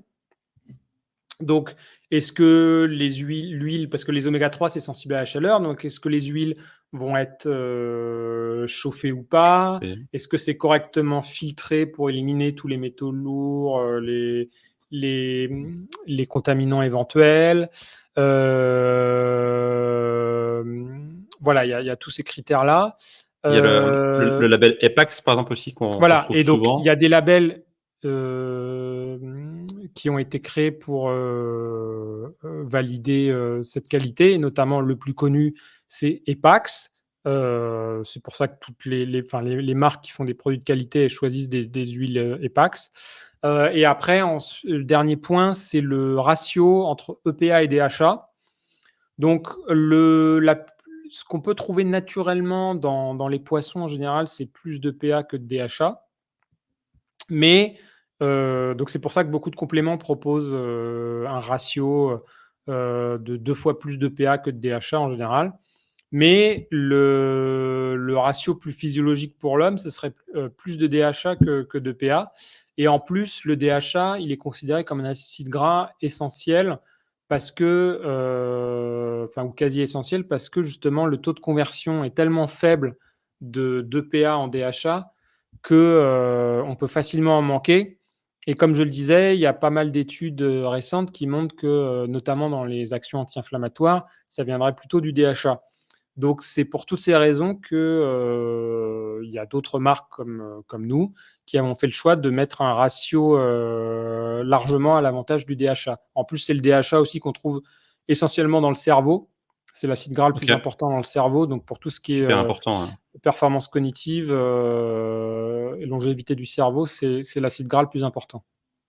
Et pour moi, il y a un critère qui est super important pour bien choisir ces oméga 3 aussi, c'est le degré d'oxydation, l'indice Oui, Totox. pardon et voilà, il y Non, non, a le c'est pour ça que je voulais t'en parler, parce oui. qu'effectivement, aujourd'hui, on trouve des compléments d'oméga 3 où il n'y a pas cette mention. Alors, sans dire que c'est forcément des mauvais compléments, mais je pense qu'aujourd'hui, c'est tellement une information importante que les marques qui ont un bon indice Totox, bah, le marquent sur leurs compléments. Je pense que c'est quasiment obligatoire, en fait, quoi. Sinon, c'est presque un argument marketing. Oui, oui, bah, Donc, en fait, donc alors, pour que on les peut peut-être gens, rappeler pour comprennent, ceux qui ne connaissent pas, voilà. qu'est-ce que l'indice Totox, pour les gens qui ne connaissent En pas. gros, les oméga 3, ça peut s'oxyder très facilement, notamment à cause de la chaleur ou si ça a été trop exposé à la lumière pendant le processus de fabrication et cetera, si c'est mal conservé. Et donc des oméga 3 oxydés vont être, beaucoup moins efficaces et même si c'est très oxydé, ça peut, être, néfaste. Donc il y a un indice qui s'appelle l'indice Totox qui mesure ce niveau d'oxydation. Idéalement, pour, des compléments de qualité, il faut qu'ils soient inférieurs à 10. Alors normalement, ça doit être retesté sur chaque nouveau lot, parce que tu sais, quand tu produis des compléments alimentaires, ton fabricant de compléments alimentaires, il te produit un lot, genre 1000, 2000, 3000 flacons d'un coup. Hmm. Donc à chaque fois, ça doit être retesté sur chaque nouveau lot.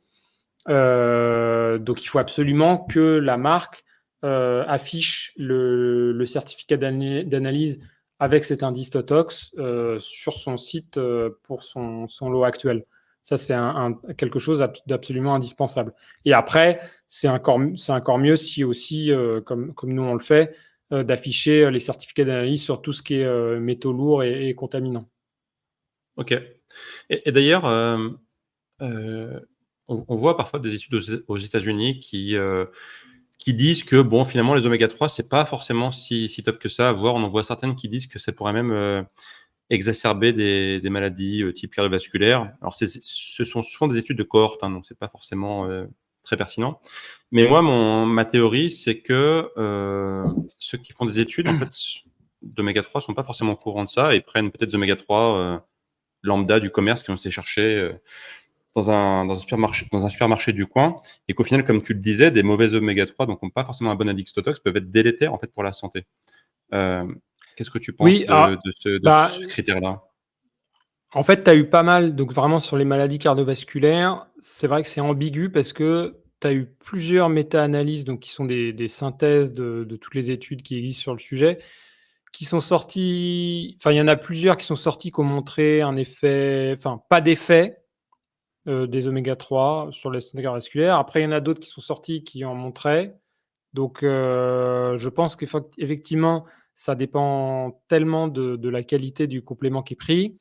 Je pense que tous les facteurs confondants ne sont pas forcément pris en compte. Notamment, il y a une autre Oui. étude là que j'ai vue, j'ai pas eu le temps de la regarder en détail, mais je sais qu'il y a juste quelques jours là, ou il y a peut-être 2 semaines, il y a une autre étude qui montrait, que ça pouvait même augmenter un facteur de risque cardiovasculaire.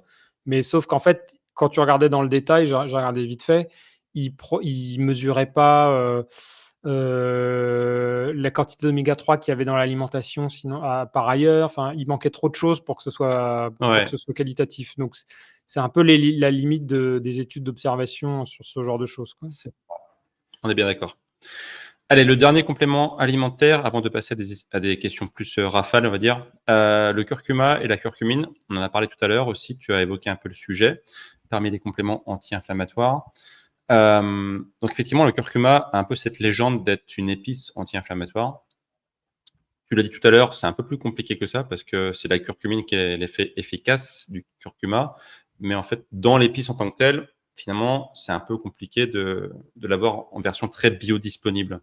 Donc, est-ce que du coup, des compléments alimentaires de curcuma optimisés vont aider vraiment à avoir les effets du curcuma euh, avec son réel potentiel, on va dire, quoi.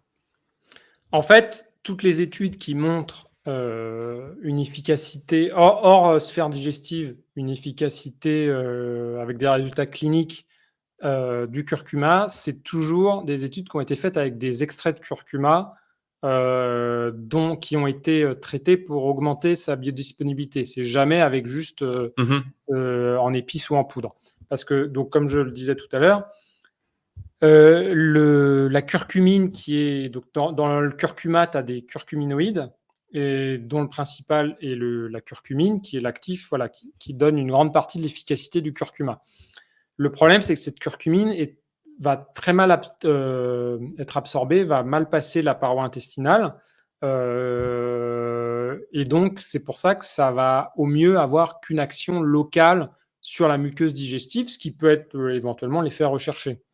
Donc, pour améliorer cette biodisponibilité, on peut. Alors, il y a eu d'abord la méthode un peu à l'ancienne, dans un premier Avec du temps, même poivre, si non? on trouve voilà, avec du poivre noir, avec de la pipérine, bon, ça augmente un peu l'absorption, mais c'est pas l'idéal parce que notamment, ça augmente la perméabilité intestinale. Donc, c'est pas forcément la meilleure méthode pour optimiser l'absorption. Et ensuite, il y a eu des différentes formes brevetées, c'est-à-dire des entreprises qui ont développé un process spécifique où ils mélangeaient la curcumine avec une autre molécule, en général des phospholipides, qui vont augmenter de manière assez importante l'absorption de cette curcumine.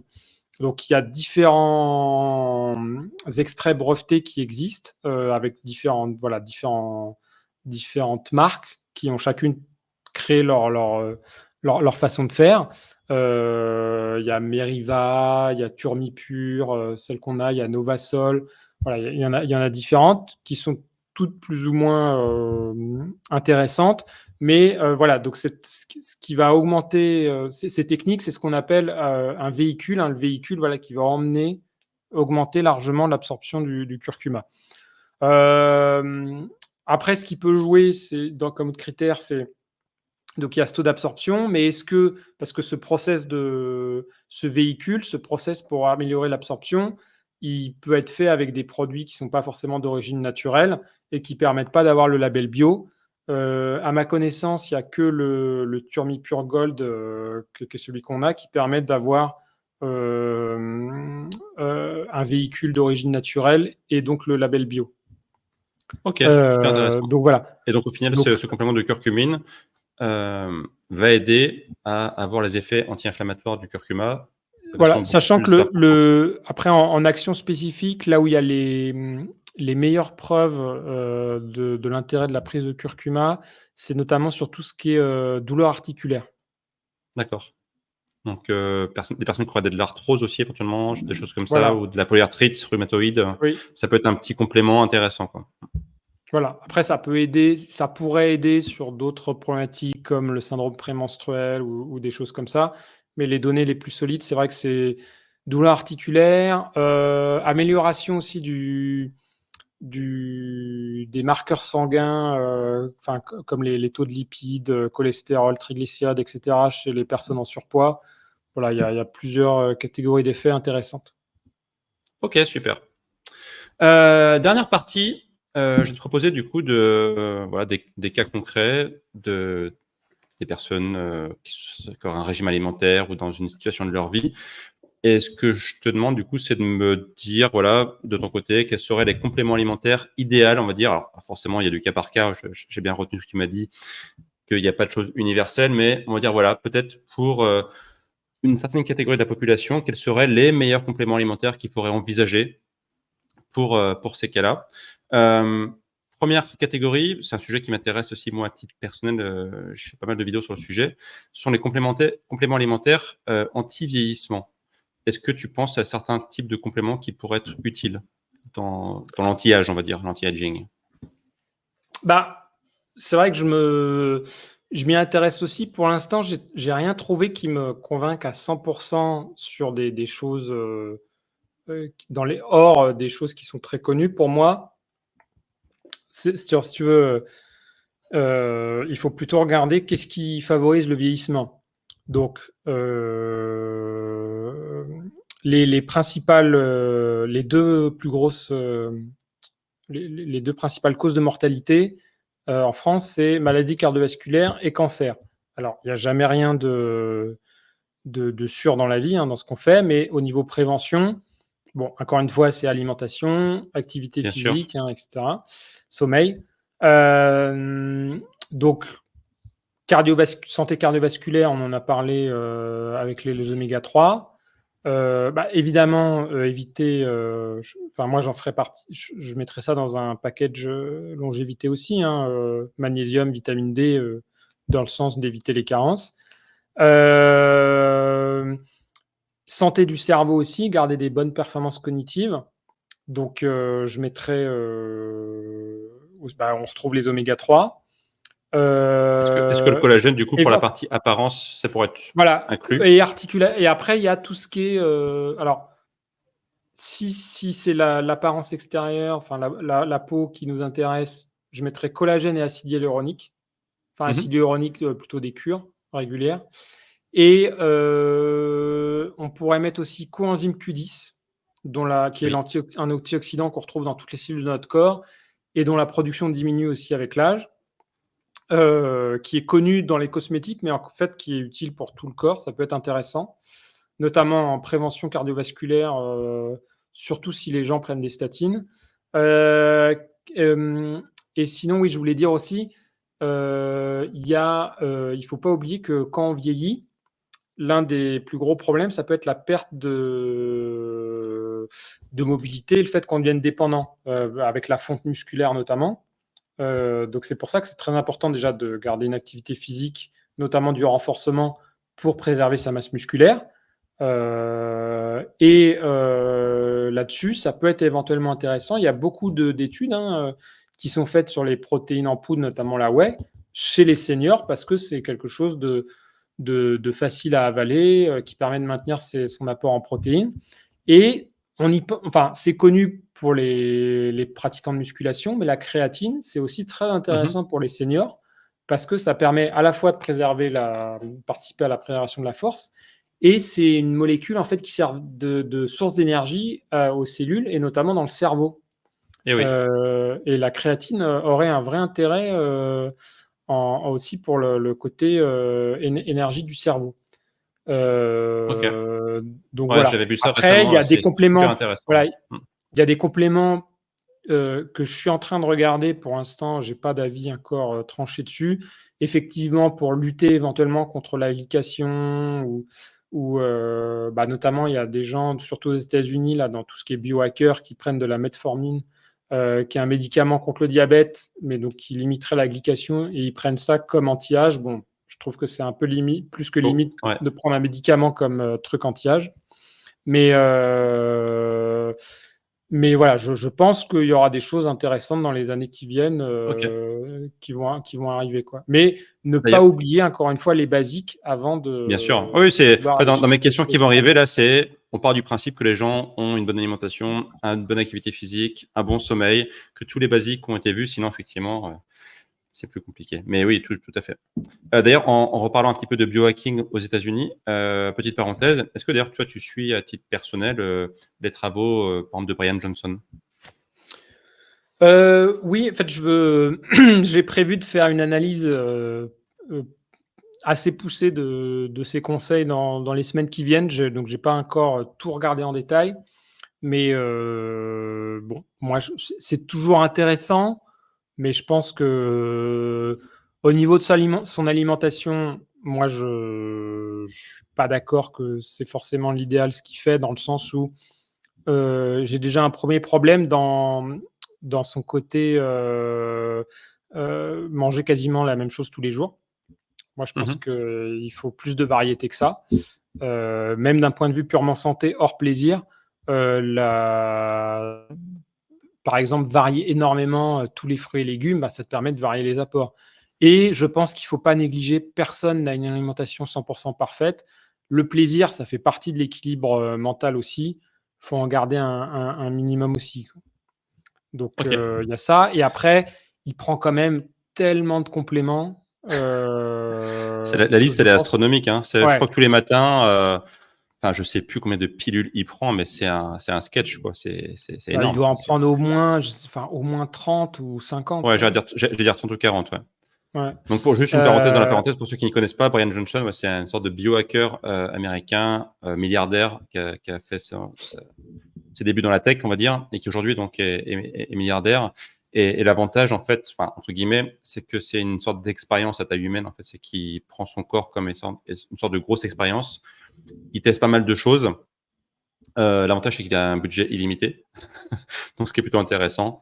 Et il s'est entouré du coup de pas mal de médecins anti-âge oui, pour bon, essayer de après, trouver un peu le protocole parfait. il se faisait faire des transfusions du sang de son fils pour avoir du sang plus jeune. Enfin, voilà. Bon, il y a des trucs qui Ouais. sont quand même pas Après, je trouve ça assez intéressant à suivre. Moi, particuliers, quoi. je pourrais pas vivre sa vie parce que c'est trop stressant, je pense, trop strict. Mais c'est intéressant à regarder de loin, un peu voir ce qu'il fait et Mais certains ouais. sujets, je pense, sont intéressants. Ok. Tout à l'heure, tu parlais des seniors. Intéressant. Quel complément alimentaire tu pourrais recommander pour les seniors, typiquement des personnes qui ont plus de 50 ans? Alors, on a parlé de la créatine. Bah, c'est Très là intéressant, la exactement ce que créatine. j'ai c'est exactement la Ouais. même chose que ce que j'ai dit pour la longévité, en fait, hein, oméga D'accord, ouais. 3, Ok. magnésium, vitamine D, notamment pour les femmes qui sont pour la santé des os. Après, il y a des trucs spécifiques, comme je disais, si c'est plus, j'ai pas parlé, voilà, on peut axer plus cerveau, problème de concentration, de mémoire. Il y a d'autres plantes qui sont intéressantes, notamment, je pense au ginkgo biloba, qui est une Mhm. plante vraiment intéressante contre pour la mémoire, contre le déclin cognitif. La rhodiola aussi, qui est à la fois pour le stress et les performances intellectuelles. Euh, Comme je le disais, voilà, il y a le côté masse musculaire, force, et puis après, Un ça problème assez dépend. courant chez les seniors, c'est l'ostéoporose. Oui, Au-delà de la vitamine D qui va aider donc pour le calcium, on en parlait tout à l'heure avec la vitamine D, est-ce que la vitamine K2 aussi, qui me semble essentielle, on pourrait l'inclure dedans? oui. Après, il y a pas forcément besoin d'un complément. Surtout que le problème de la vitamine K2, c'est que tu peux pas la prendre si tu prends des médicaments anticoagulants, ce D'accord. qui est chez beaucoup de seniors. Donc, ça limite aussi pas mal. C'est pour ça qu'on n'a pas voulu forcément. Parce que si on avait un produit que vitamine D plus vitamine K2, ça limiterait trop Hmm. ça empêcherait les gens qui veulent juste prendre de la vitamine D d'en prendre.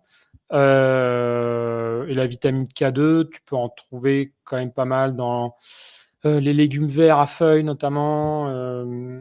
Donc, mais c'est vrai que la vitamine K2, elle permet de prendre le calcium du sang pour l'emmener dans les os. Donc, c'est une Eh oui. vitamine importante. Oui. Pour les personnes qui sont végétariennes, voire véganes, donc on parlait de la B12 tout à l'heure, forcément essentielle pour les véganes, un peu moins pour les végétariens parce que eux peuvent avoir des apports via les œufs, par exemple, ou par le poisson s'ils sont pesco-végétariens. Est-ce que tu vois des compléments particuliers pour les personnes qui ne mangent quasiment pas de viande? Bah, moi, voilà, partons de l'exemple pour que ce soit plus parlant, vraiment d'un pur vegan. Ok. Heu, donc il y a la vitamine B12 évidemment, ça c'est obligatoire.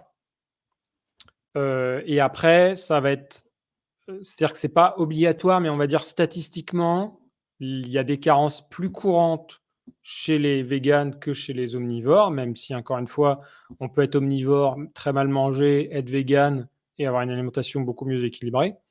Mais les carences plus courantes, parce qu'il y a des formes qui se trouvent, plus facilement assimilables, dans les produits animaux, c'est le calcium, mais ça, j'en prendrai pas forcément en complément. On peut en Ouais. faire le plein avec des végétaux, c'est juste qu'il faut bien, voilà, avoir une alimentation équilibrée. Il y a le zinc, qui est plus courant aussi, comme déficit. Il y a le fer, notamment, je pense aux femmes avant la ménopause. Zinc, fer, les oméga 3, mais Et alors oui. du Alors, coup, il y a un il va problème falloir pour les oméga voilà, 3. ça sera Alors, j'en ai forcément vu, les moi, qui oméga étaient, 3 à base j'en ai d'algues, vu oui. des oméga 3 EPA, DHA qui proviennent d'algues, ouais. Oui. Bah, alors forcément, c'est à la base, les algues, c'est beaucoup moins concentré, donc ça coûte beaucoup plus cher à fabriquer. Donc c'est moins facile à trouver. Moi, si j'étais vegan, voilà, je chercherais quand même ce qui peut se trouver. J'essaierais de trouver ce qui peut être le plus qualitatif sur un complément comme ça. En fait, naturellement, les algues, c'est plutôt riche en DHA, donc ce sera surtout riche en DHA, mais ce qui est une bonne chose. Donc, je disais fer, zinc, oméga 3. C'est les principaux, avec B12 D'accord. Ok. obligatoire. Et Après, ouais. il y a les protéines éventuellement, mais c'est pas obligé d'être carencé encore une fois. Mais donc, il existe des protéines végétales en poudre aussi pour remplacer la whey Qui sont balaye tout le intéressantes. spectre des Ouais, acides aminés essentiels, donc ouais. normalement, il n'y a pas de souci, quoi. Ouais, je pense effectivement pour les végans, les protéines ne sont pas forcément le plus gros des problèmes. Encore faut-il Et le bien collagène, ce sera diversifier. pas possible. Ouais. Et le collagène Et non oui. plus, ce sera pas Alors possible là, puisque ouais, c'est fabriqué à partir autant sur les oméga de 3, glycine. on peut trouver du bricolage, autant sur le collagène, il n'y a pas de solution possible, quoi. Ça, Je c'est la, prendrais je prendrais de la glycine du coup. voilà. Et puis être sûr de ne pas être en carence de vitamine C aussi, vitamine C qui est essentielle pour la synthèse du collagène. Donc je pense que, ouais. Ma dernière catégorie, c'est pour les femmes donc, qui ont atteint la ménopause. Est-ce que tu vois des compléments intéressants pour les femmes Bah oui, dans la oui, ménopause? je connais bien le sujet puisque non pas que je sois ménopausé, mais Vas-y, parle-nous un peu de ta euh, ménopause, Benjamin. oui, j'ai travaillé à fond sur le sujet très récemment puisqu'on a sorti un produit donc pour ça, donc j'ai lu toute la littérature scientifique sur le sujet. En fait, pour savoir qu'est-ce qui peut être intéressant, il faut juste comprendre qu'est-ce qui provoque la ménopause. C'est donc tous ces changements hormonaux, notamment, surtout, avant tout, la chute du taux d'œstrogène et comprendre les symptômes qui découlent de ça. En gros, tu as 3 grands types de symptômes. Tu as les symptômes vasomoteurs, c'est tout ce qui est bouffée de chaleur sur nocturne. Tu as les symptômes génito-urinaires, c'est tout ce qui est infection urinaire, sécheresse vaginale, etc. Et tu as tout ce qui est symptômes plutôt mentaux, psychiques. Donc, c'est irritabilité, anxiété, qui est souvent lié en plus aux symptômes, genre aux bouffées de chaleur, parce que, par exemple, soir nocturne, tu dors moins bien, donc tu es plus irritable, donc voilà, etc. Donc, soit, en fait, tu vas trouver deux types d'approches. Soit tu cibles seulement les conséquences. Par exemple, le stress, tu vas juste prendre du magnésium, par exemple. Soit tu essayes de cibler les causes. Et pour cibler les causes, forcément, soit tu as, mais là c'est vraiment réservé, donc c'est avec son médecin, c'est réservé aux cas les plus sévères en général, c'est un traitement hormonal substitutif. Soit du côté des compléments, tu as des plantes qui contiennent ce qu'on appelle des phytoœstrogènes, notamment des isoflavones, qui vont agir sur les récepteurs d'œstrogènes et qui donc peuvent, à la source, diminuer en partie les symptômes de la ménopause, notamment tout ce qui est bouffée de chaleur et, euh, et sueur nocturne. Donc c'est pour ça que je sais que les hormones, ça peut faire peur. Et il y a un peu une incompréhension à ce niveau-là, sachant que les isoflavones, enfin les phytoestrogènes, il y en a dans plein d'autres aliments, notamment le soja, les graines de Eh lin, oui. etc. On en mange tous les jours, donc il ne faut pas en avoir peur. Euh, et donc c'est pour ça que j'ai vu beaucoup de marques qui affichent sur leurs compléments ménopause sans hormones. Alors déjà, c'est pas forcément vrai si on regardait vraiment dans le détail. Et surtout, si le but c'est d'être efficace, au contraire, il vaut mieux mettre une plante qui apporte des isoflavones. Alors, il peut y avoir le soja.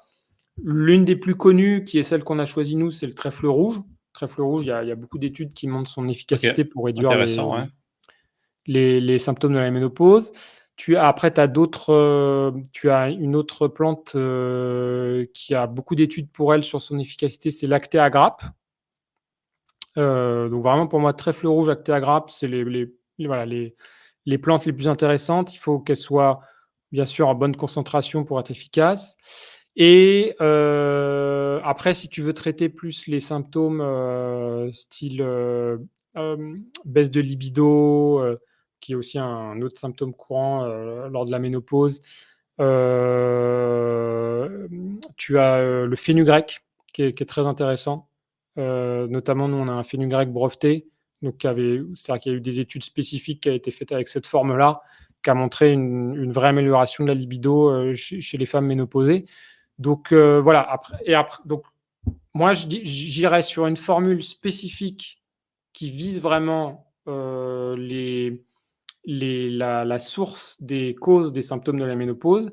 Et ensuite, sur cette base, tu peux rajouter des produits plus ciblés, suivant si tu as encore des symptômes. Par exemple, si tu as un corps très stressé, tu peux prendre du magnésium. Si tu as encore des problèmes de sommeil, tu peux prendre de la mélatonine ou une formule dédiée au sommeil. Si tu as plus de problèmes, ce qui est le cas de la plupart normalement des femmes ménopausées, la ménopause augmente beaucoup les facteurs de risque d'ostéoporose et cardiovasculaire. Donc là, sur le long terme, je dirais que c'est presque pour toutes les femmes ménopausées. Moi, je mettrais oméga 3, vitamine D. Donc voilà, un peu pour un tour d'horizon sur la ménopause. Super intéressant tout ça. En tout cas, merci Benjamin de nous avoir partagé tout ton savoir sur tous ces compléments. C'était vraiment super intéressant. J'ai une question bonus, si tu veux bien, qui est légèrement... qui n'a pas de rapport direct avec ce qu'on a dit. En fait, c'est que justement, on a parlé ici pas mal de santé, de choses très spécifiques à la santé.